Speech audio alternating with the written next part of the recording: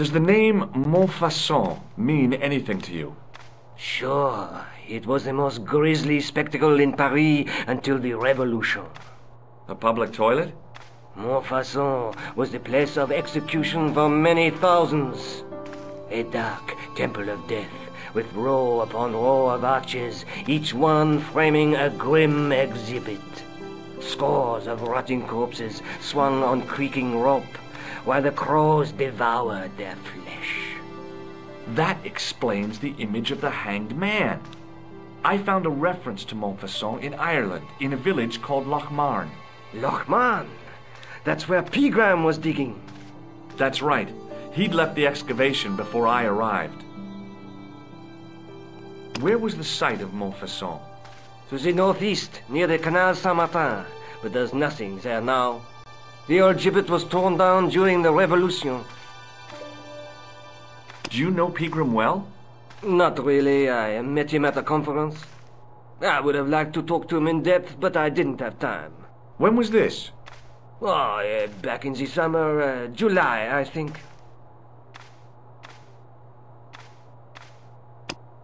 Does the guy in this photograph look familiar to you? No. Does this matchbook mean anything to you? Alamut is the name of the place where the Hashashin were based. Where is it? Somewhere in what used to be called Persia. I'm not too hot on modern geography, I'm afraid. The most recent map I have shows America as an English colony.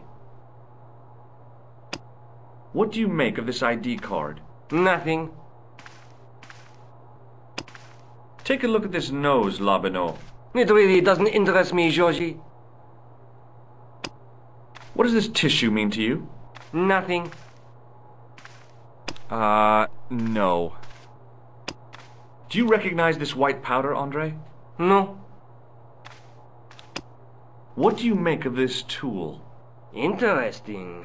Where did you get it? From a dig in Paris. Vraiment? I didn't realize there were any excavations in progress in the city. What do you make of this? It's the biggest gemstone I've ever seen. Where did you get it? From Professor Pegram's messenger boy. Did Pegram find this on his dig? Yeah, the site where this was found was a Templar castle. Do you think it could be part of the Templar treasure? No, I shouldn't think so. You're not one of those crazies who think the Templars still exist, are you? Well, I try to keep an open mind on the matter.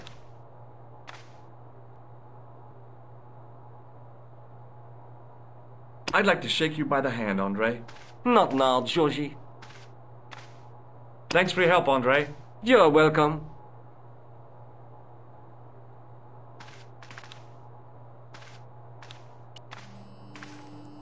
The case contained the tripod shown on the manuscript.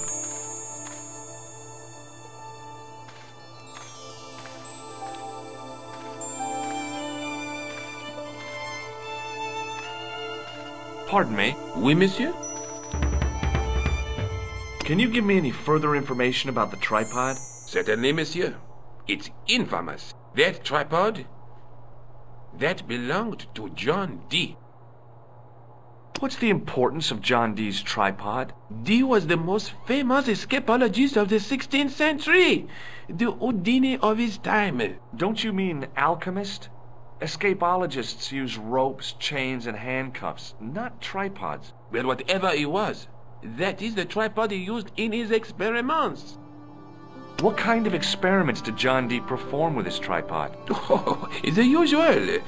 Didn't you study chemistry at school? Yeah, but we skipped over thaumatology. Can I take a closer look at the tripod? What? Get it out of the case? Ah, no!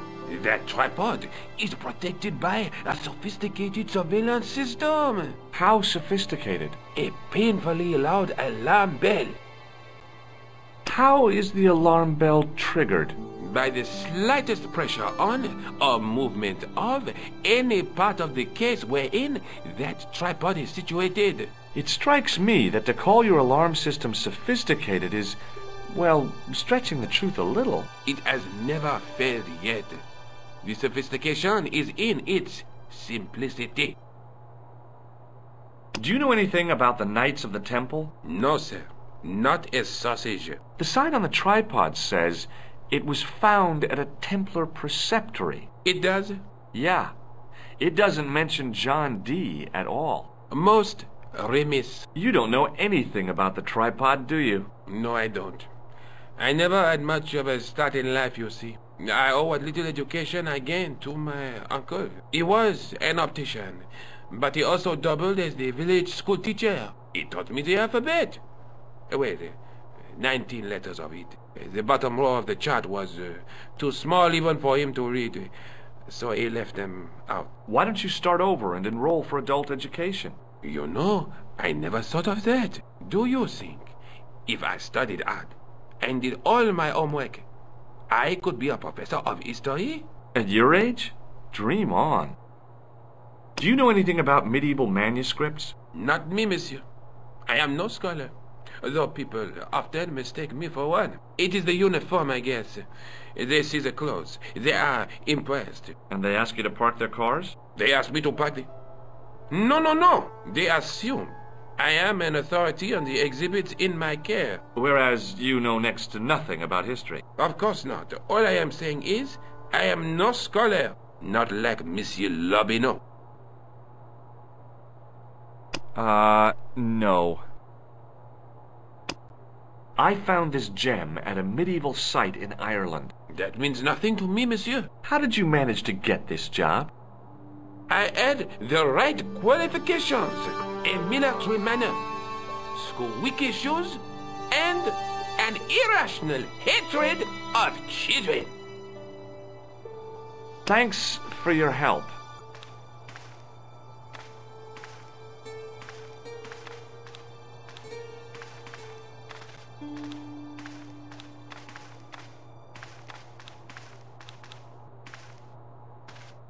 The attendant had an air of self-importance and the kind of steely eyes that never seemed to blink.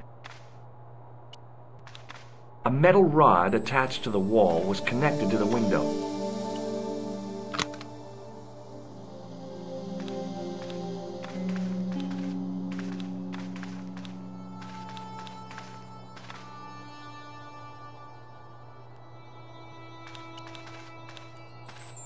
It was an ancient Egyptian sarcophagus with a beautifully painted effigy of its owner on the lid.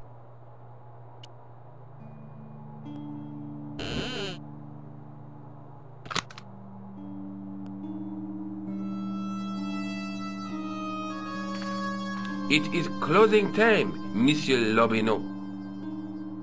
Already, there just aren't enough hours in the day. More than enough for me. I can't wait to get home and put my feet up. Eh bien, see you tomorrow. Good night, monsieur.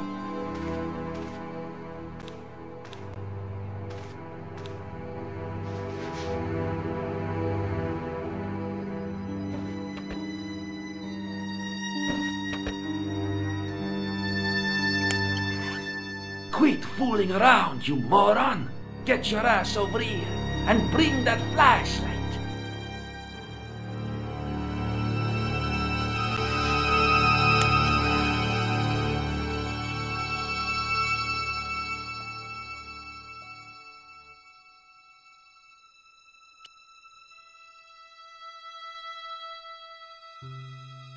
What the... Who's there? Let's get out of here!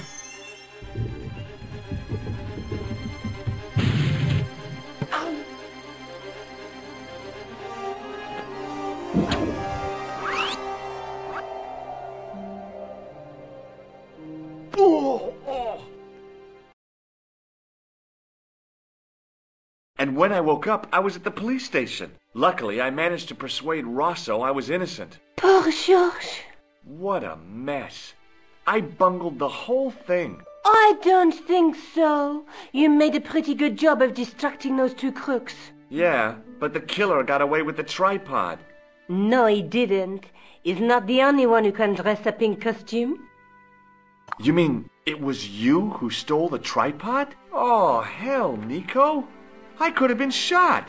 Those dogs are more likely to shoot their own feet.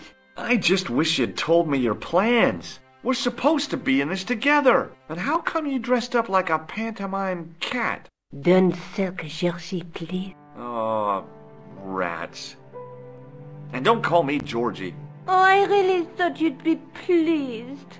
After all, we've got the tripod.